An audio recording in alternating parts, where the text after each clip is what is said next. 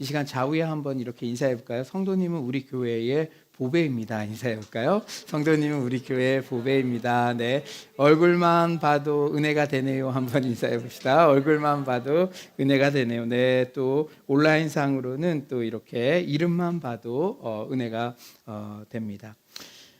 여러분, 갈라디아서의 핵심 주제는 복음 안에서 누리는 자유입니다. 그런데 자유에 대해서 오해하는 사람이 있는 것 같아요. 우리가 예전에는 죄책감 때문에 예배 안 나오면은 내가 벌 받을 것 같아서, 그리고 헌금 안 하면은 내가 망할 것 같아서, 그런 두려움, 죄책감 때문에 그렇게 신앙생활을 했다면, 이제 갈라디아서 설교를 듣고 이 자유함이 있으니까, 그런데 그 자유함을, 그 돈을 자기만을 위해서 쓰고 또 그 시간에 자유롭게 막 술 마시러 다니고 이런 게 아니라는 것이죠. 그러니까 우리가 자유함에 대해서 오해하는 게 있는 것 같아요. 이런 모습을 결코 복음 안에서 누리는 자유라고 말할 수 없겠죠. 그것은 자유가 아니라 방종입니다. 지금까지 바울이 갈라디아서에서 이 율법주의의 폐해에 대해서 경고했다면, 오늘 본문에서는 율법주의의 반대편에 있는 방종에 대해서 경고하고 있습니다. 여러분, 탕자의 비유를 보면은 이 율법주의와 방종, 이 샘플이 될 수 있는 형제가 등장합니다. 이 형, 집안의 탕자라고 하죠. 이 사람은 율법주의, 그러니까 의무를 넘어 기쁨으로 아버지께 충성하고 헌신하는 것이 아니라 자기가 한 행위에 공로를 통해서 뭔가 당연히 받으려고 하는, 그러니까 율법주의의 폐해를 보여주는 샘플이고요. 이 집던한 탕자는 반율법주의자, 이 방탕, 일탈에 빠진, 그 하나님의 기준 없이 살아가는 자, 그것들을 보여주고 있다는 것입니다. 그러니까 이 갈라디아서를 바울이 쓰면서 양극단에 빠져서는 안 된다. 지금까지는 율법주의의 폐해를 경고했다면, 오늘은 이 방탕, 일탈, 이것에 대해서, 방종에 대해서 경고하고 있죠. 우리 13절을 한번 다 같이 읽어볼까요? 13절입니다. 13절 시작. 형제들아, 너희가 자유를 위하여 부르심을 입었으나 그러나 그 자유로 육체의 기회를 삼지 말고 오직 사랑으로 서로 종노릇하라. 여기서 육체라는 말은 우리의 뼈를 싸고 있는 살을 말하는 게 아니라 우리 인간의 타락한 본성을 가르쳐요. 그러므로 자유로 육체의 기회를 삼지 말라는 권고는 타락한 본성을 따르는 방종을 저질러서는 안 된다는 말씀입니다. 예를 들어 이제 대학 1학년 신입생이 되었다고 합시다. 이제 부모님의 간섭도 상대적으로 없고 고3 때에 비해 시간도 많아요. 그런데 그런 자유를 술 먹고 외박하고 음란한 일을 저지르는 방종의 기회로 삼아서는 안 된다는 말씀입니다. 바울은 방종 대신 오직 사랑으로 서로 종노릇하라고 권고해요. 그런데 여러분, 뭔가 이상하지 않나요? 바울은 분명히 지금까지, 그리고 앞달락 5장 1절에서 종의 멍에를 매지 말고 자유로운 자녀로서의 권리를 누리라, 더 이상 종이 되지 말라라고 반복해서 강조했는데, 곧바로 이어지는 오늘 본문 13절에서는 서로의 종이 되래요. 종이 되지 말라고 계속 강조했는데 서로의 종이 되래. 그 자유를 가지고 서로의 종이 되래요. 그런데 여기에 기독교 신앙의 가장 아름다운 역설이 자리하고 있어요. 예전에는 종교적인 기준들의 종노릇했다면, 이제는 우리가 서로를 향해 종노릇하게 된 것입니다. 우리 서로에게 한번 이렇게 인사했으면 좋겠어요. 제가 당신에게 종이 되겠습니다. 한번 인사해 봤으면 좋겠어요. 제가 당신에게. 이게 뭔 소리일까? 이게 설교 도입에 이제 잘 들어보면 됩니다. 네, 그래요. 바울이 강조하는 복음의 자유는 사랑할 수 있는 자유입니다. 과거에는 내 자녀 외에는 신경 쓸 여유가 전혀 없던 우리들이 복음의 은혜를 경험한 이후에는 내 자녀만이 아닌 교회의 다음 세대들, 외국인 노동자, 탈북민, 장애인, 노숙자 등 연약한 자들도 사랑할 수 있는 자유를 소유하게 되어요. 하나님께서 복음을 통해 우리들에게 주시는 자유란 육신의 소욕을 따라가기 위한 도구가 아니라 오히려 스스로를 낮춰 서로 사랑으로 종노릇하기 위해 주어진 것이죠. 율법에 대하여 온전히 자유로워진 우리가 오히려 그 자유를 가지고 자발적으로 그리고 적극적으로 이웃을 향한 종이 되는 것, 이것이 바로 죄인을 구원하신 예수 그리스도의 의지이며 하나님 아버지께서 기뻐하시는 뜻입니다. 그런데 여러분, 이 시간에 한번 솔직하게 자기 자신에게 물어봅시다. 내게 주어진 자유를 방종하는 데 쓰지 않고 사랑을 실천할 기회로 선용하는 게 솔직히 쉽나요? 안 쉽나요? 제가 예를 들어서 매년 반복적으로 대학 신입생들을 이 미션홈에서 받다 보니까 이게 1년, 2년, 3년, 4년 정도 되다 보니까 이제 통계적으로 알겠더라고요.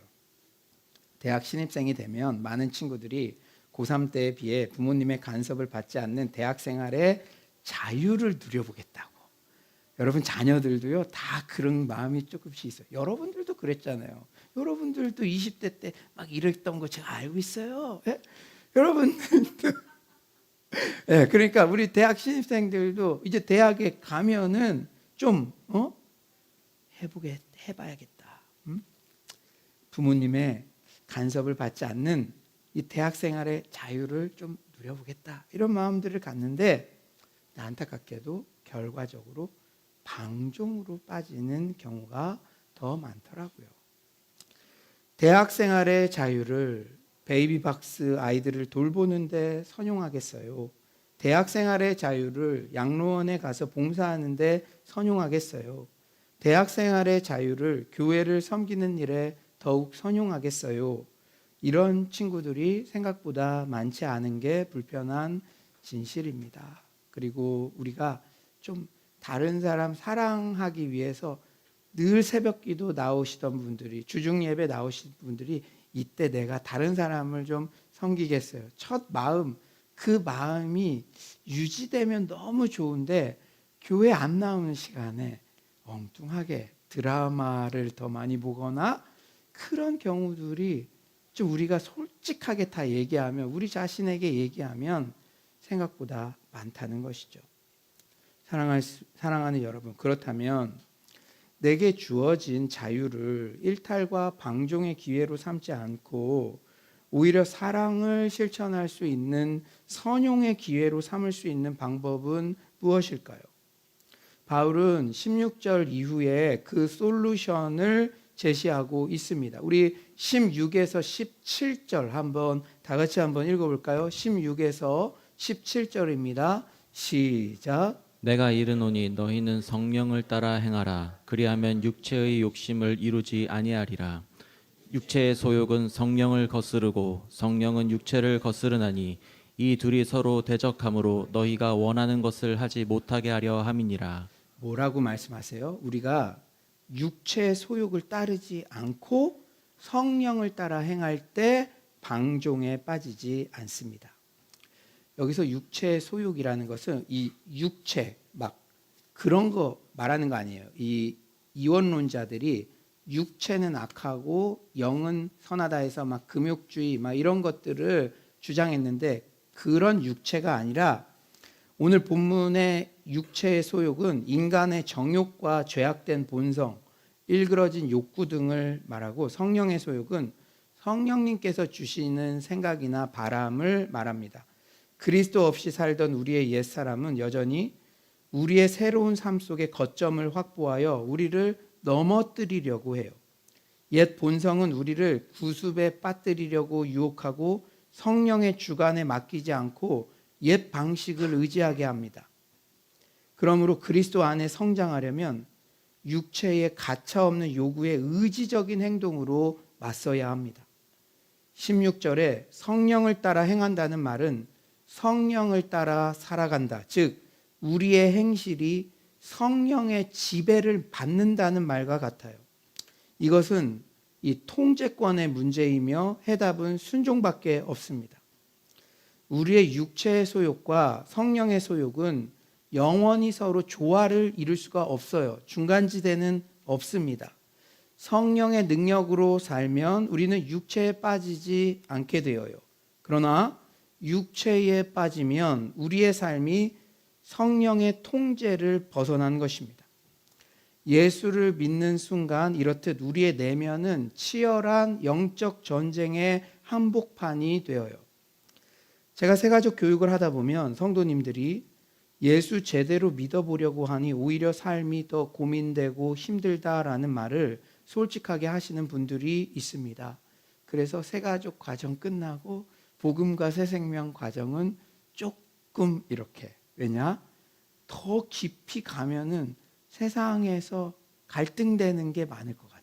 옛날에는 자유롭게 이런 것들을 시간들이나 주일이나 뭐 물질이나 이랬는데 이게 예수를 믿고 나니까 뭔가 하긴 하는데, 제가 늘 그런 말 했어요. 시험 때랑 시험 아닌 때 차이는 시험 때는 부담을 가지고 놀고 시험 아닌 때는 부담을 안 가지고 놀고 그러는데 이게 뭔가 그럴 것 같은 거.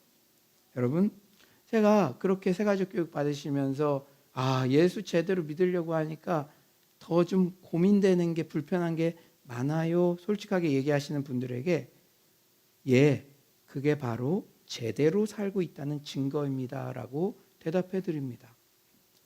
과거에는 죄악된 본성에 따라 살아도 아무 거리낌이 없었는데 이제는 예수를 믿으면 거룩한 영이신 성령님께서 함께 하시기에 죄악된 본성이 불편하고 갈등되고 고민이 되는 것이죠. 하지만 우리가, 여러분, 낙심하지 마십시오. 낭망하지 마십시오. 우리가 죄 때문에 고민하고 있다는 사실 자체가 성령님께서 우리 안에서 역사하여 자기의 기쁘신 뜻을 위하여 소원을 두고 행하고 계시다는 강력한 증거인 줄 믿습니다. 성령님께서 우리를 위해 싸우고 계시지 않다면 우리는 죄와의 싸움 따위에 털끝만큼도 관심이 없을 것이기 때문입니다. 이렇듯 성령님께서 내주하신다고 해서 세상 욕심이 한순간에 다 사라지는 것이 아니에요. 그래서 그리스도인은 세상 욕심과 성령의 소욕 사이에 끊임없이 갈등합니다. 그것이 믿는 자의 삶이에요. 저는 목회자인데도 저도 끊임없이 갈등합니다. 위대한 사도 바울도 내가 원하는 바 선은 행하지 아니하고 원치 않는 바 악을 행한다고 오라 나는 공고한 자라고 그렇게 솔직하게 고백했잖아요. 사실은 천국 갈 때까지 육체의 소욕과 성령의 소욕 싸우는 것이, 분투하는 것이 크리스찬의 삶입니다. 두렵고 떨림으로 너희 구원을 이루라. 종교개혁가 칼빈은 그래서 이렇게 말했어요. 싸움이 없이는 영적 삶이 유지될 수 없다. 여러분, 싸워야 돼요. 그냥 갈라디아서에 우리는 자유함을 얻었어요, 성령님께서 이끌어 주실 거예요, 그렇다고 그냥 의지도 없이 아이고 좋은 게 좋은 거야, 마지막에는 다 될 거야, 이래는 안 된다는 거예요. 치열하게 육체의 소욕과 성령의 소욕은 싸워야 된다는 것입니다. 싸움이 없이는 영적 삶이 유지될 수 없다. 인간의 본성 전체에는 성령께 불순종하고 반항하는 마음이 팽배해 있다. 그러므로 성령께 순종하려면 전력을 다하여 수고하고 싸워야 한다. 우선 자기를 부인해야 한다. 이런 면에서 예수님께서 우리에게 그분을 어떻게 따라야 할지 알려주실 때 가장 먼저 자기를 부인하라는 말씀부터 하신 것은 당연한 일입니다.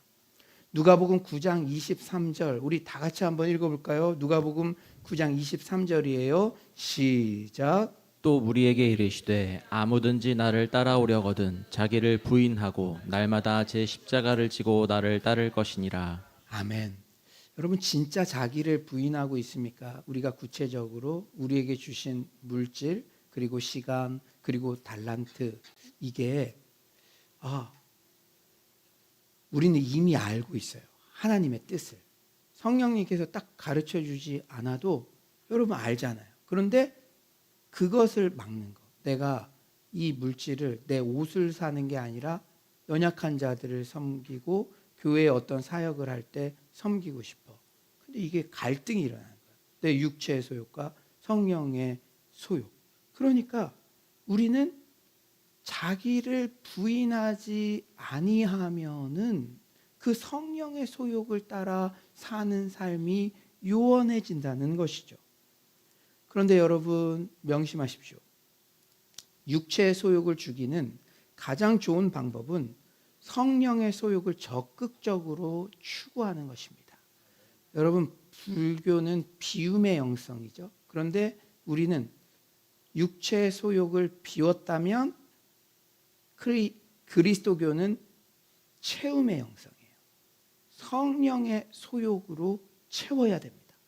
말씀과 기도를 통해 하나님께 가까이 나아가고 믿음의 형제 자매들과 교제를 나누려고 노력할 때 우리 삶 가운데 육체의 소욕이 자연스럽게 약화되는 것을 경험하게 되어요.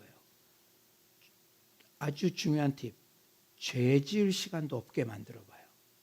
제가 딱 보면 일주일 내내 죄 지을 시간도 없이 찬양하는 자리에 가고 예배 드리는 자리에 가고 기도의 자리에 가면요, 제가 딱 보면 달라져 있어요. 육체의 소욕이 막 활동하고 자기 마음대로 얘기하고 자기 뜻대로 뭐를 하고 이럴 힘조차 없는 거예요. 죄 지을 힘조차 없으니까.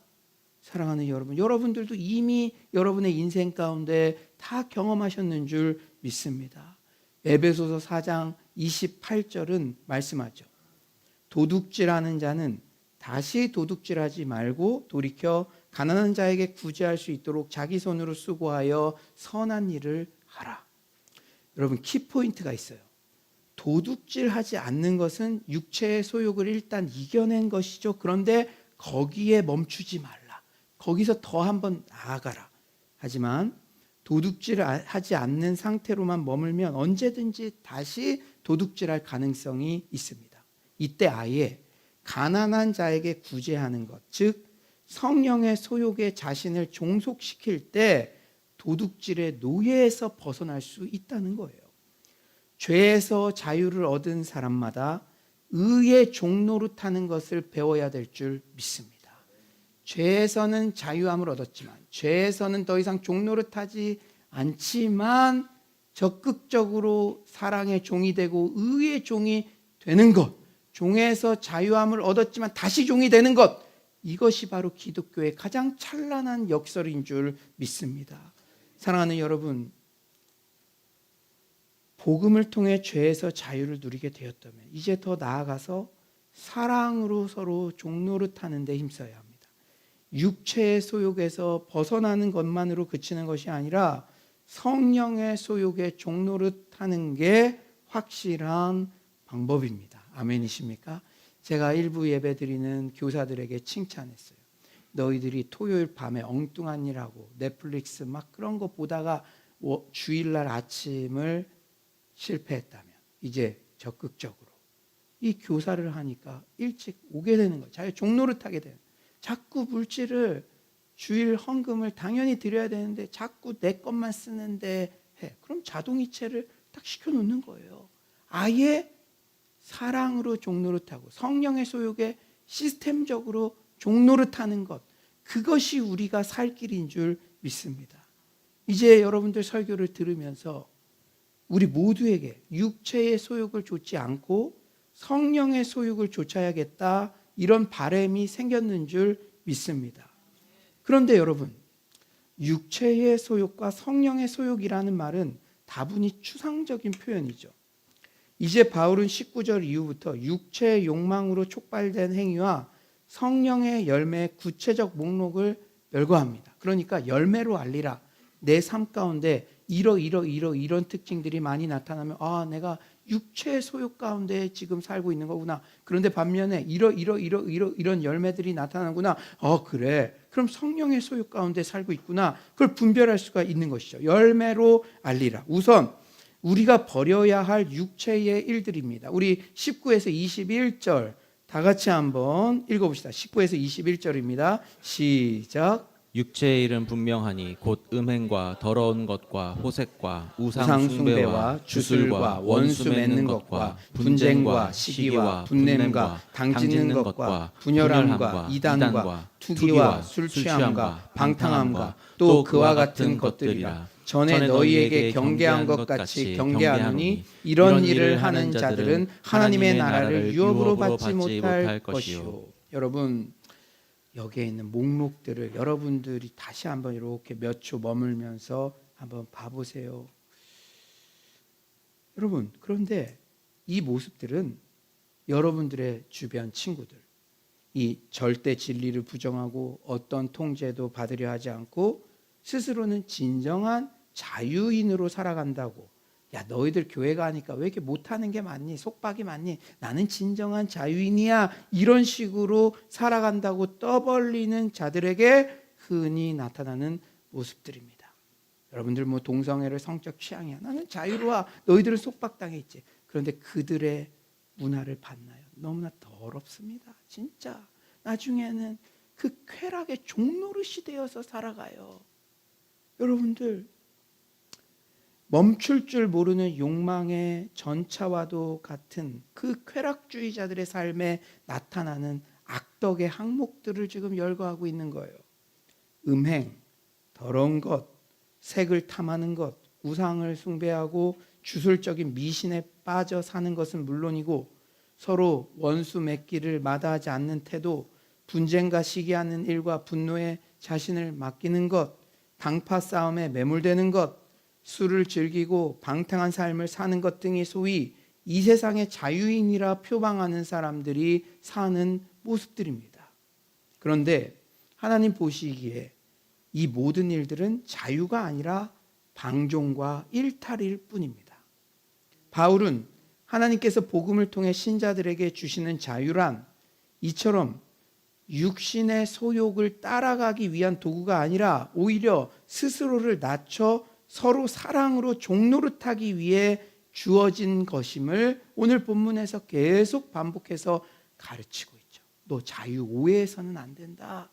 교회에서 갈라디아서 설교 들으니까 난 자유에 이 시간 예배 드리는 이 시간에도 나 자유해서 저 친구 따라가고, 아니야. 너 그게 자신의 욕구에서 출발한 거면 일탈이고 방탕함이야. 그것을 지금 계속 가르치고 계신 거예요. 그렇게 우리가 이 나에게 주어진 자유를 서로 사랑으로 종노릇하는 데 쓰다 보면 그렇게 복음의 원리가 능력으로 신자의 삶 속에 나타나는 것이 바로 성령님이 우리 안에 거하시며 맺도록 하시는 성령의 열매들이라는 거예요. 성령의 열매들. 우리 22에서 23절 한번 다 같이 한번 온라인으로 들으시는 분들도 다 같이 한번 읽어봅시다. 22에서 23절입니다. 시작. 오직 성령의 열매는 사랑과 희락과 화평과 오래 참음과 자비와 양성과 충성과 온유와 절제니 이 같은 것을 금지할 법이 없느니라. 아멘.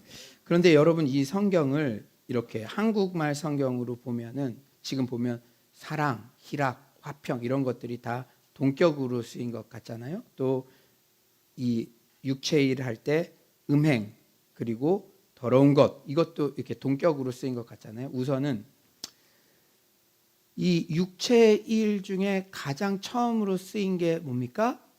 음행. 그 다음에 이 성령의 열매 중에 가장 처음에 쓰인 것이 뭐라고요? 사랑. 주목할 것은 모든 육체의 행위는 음행으로부터 출발한다는 점이고요. 그리고 모든 성령의 열매는 사랑에서 발출됩니다.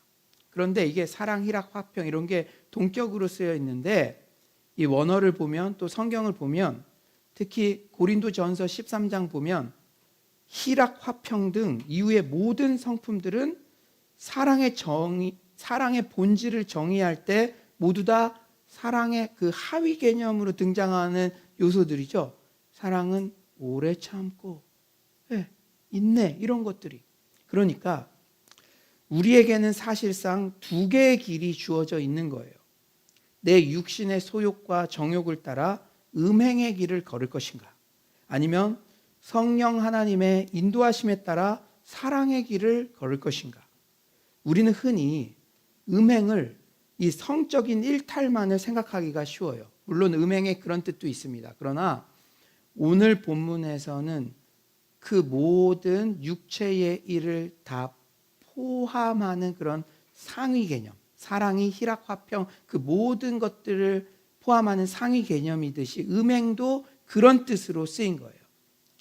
오늘 본문에서는 성적인 일탈을 의미하는 이 호색이라는 단어도 또 쓰여져 있잖아요. 그러니까 단지 음행이 이 성적인 일탈만을 의미하는 단어로 오늘은 쓰인 게 아니에요.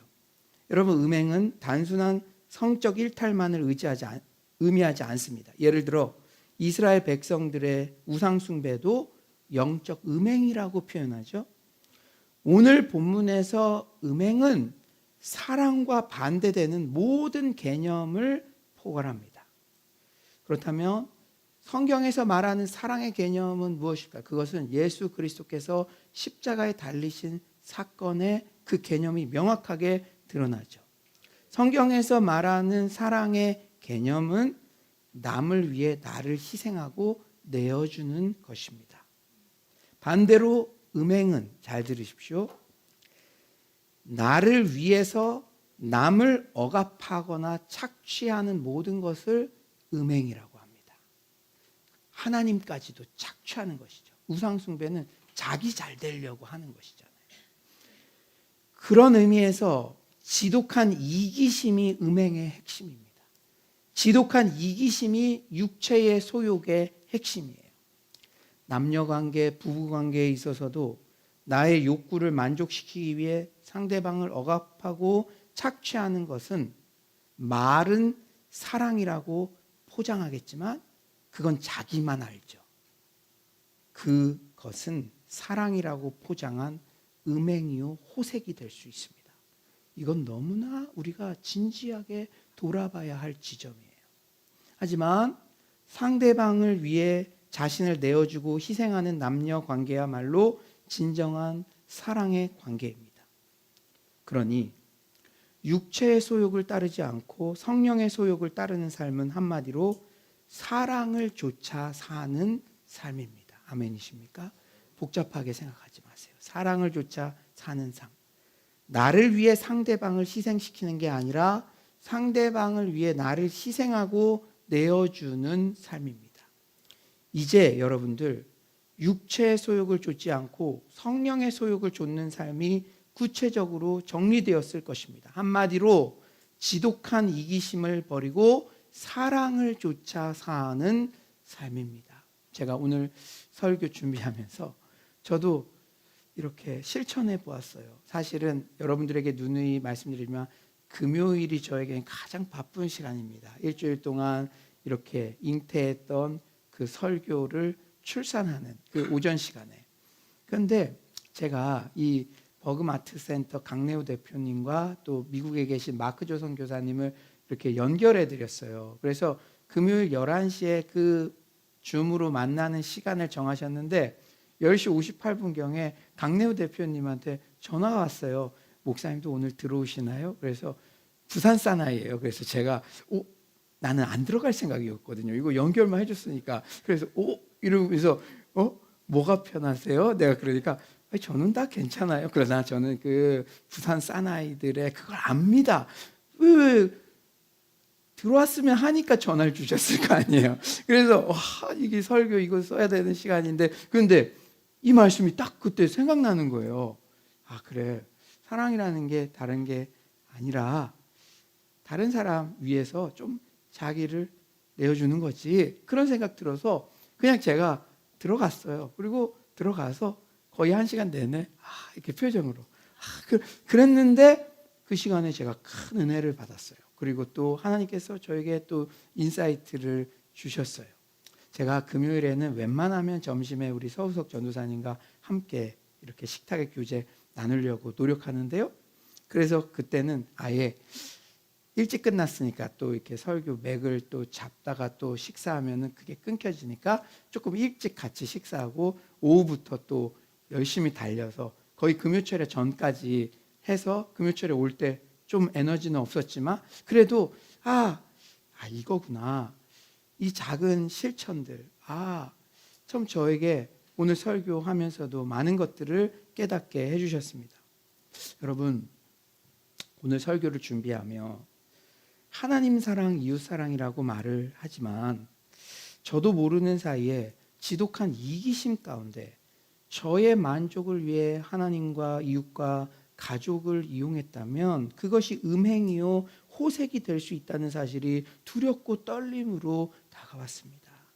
우리는 무엇보다 먼저 나의 지독한 이기심이 완전히 제거되게 해달라는 기도를 날마다 드려야 될 줄 믿습니다.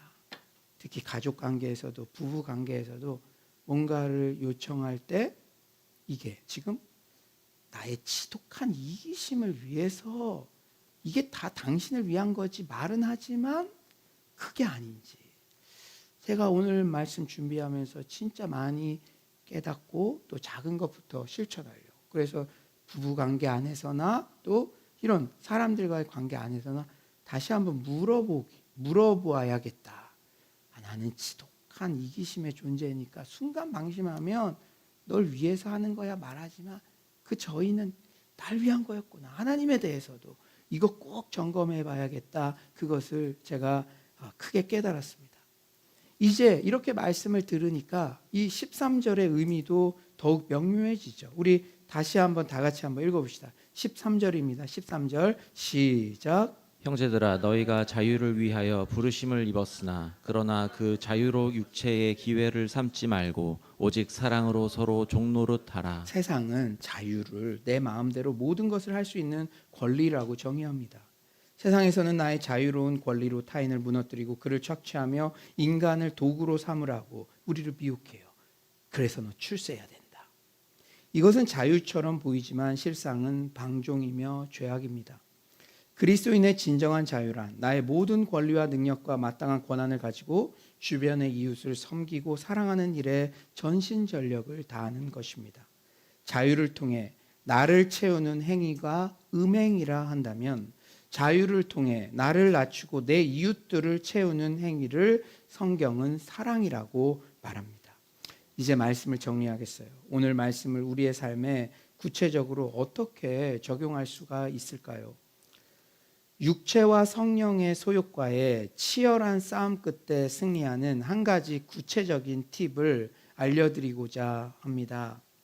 여러분, 첫째로 오늘 말씀을 들으면서도 여러분이 직접 쓰셔도 좋고요. 이 말씀을 들으면서 마음에 한번 새겨보세요.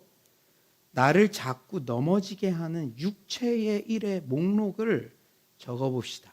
제가 19에서 21절 다시 한번 읽어드릴게요. 육체의 일은 분명하니 곧 음행과 더러운 것과 호색과 우상숭배와 주술과 원수 맺는 것과 분쟁과 시기와 분냄과 당지는 것과 분열함과 이단과 투기와 술취함과 방탕함과 또 그와 같은 것들이라. 여러분들이 그러고 싶지 않은데 자꾸 부적절한 성적 욕망과 행동이 나타나서 고민이 됩니까? 아니면 하나님보다 돈, 섹스, 파워 그것을 섬기는 우상숭배입니까?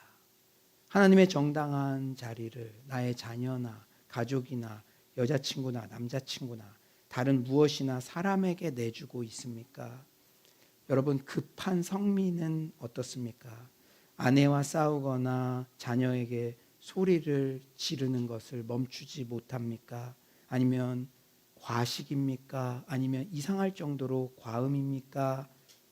하나만 정해서 여기에 이름을 써봅시다.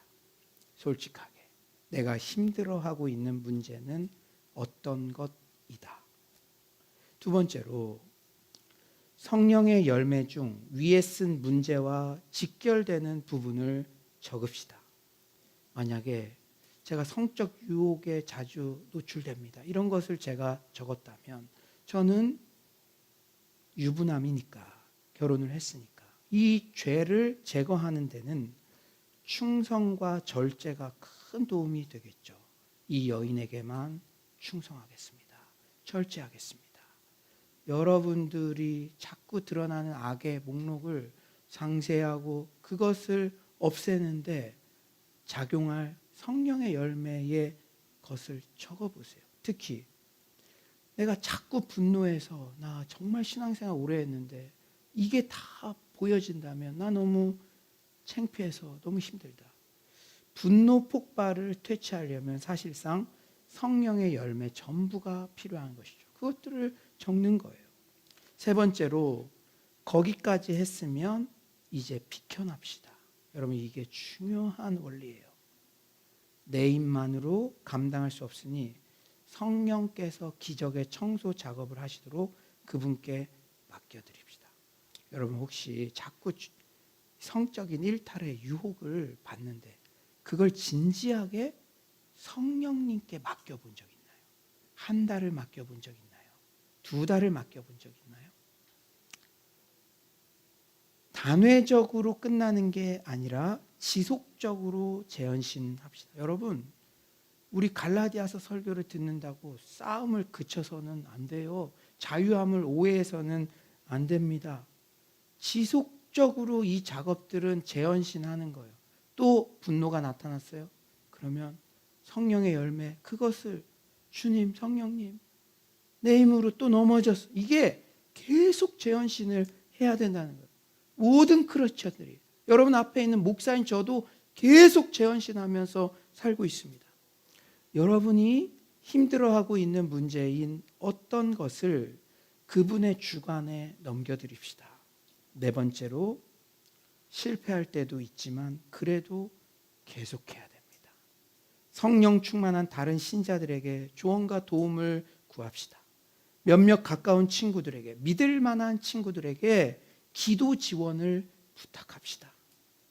갈라디아서 5장 16절 말씀으로 믿음으로 굳게 붙듭시다. 우리 갈라디아서 5장 16절 우리 믿음을 가지고 다 같이 한번 큰 목소리로 읽어봅시다. 갈라디아서 5장 16절입니다. 시작.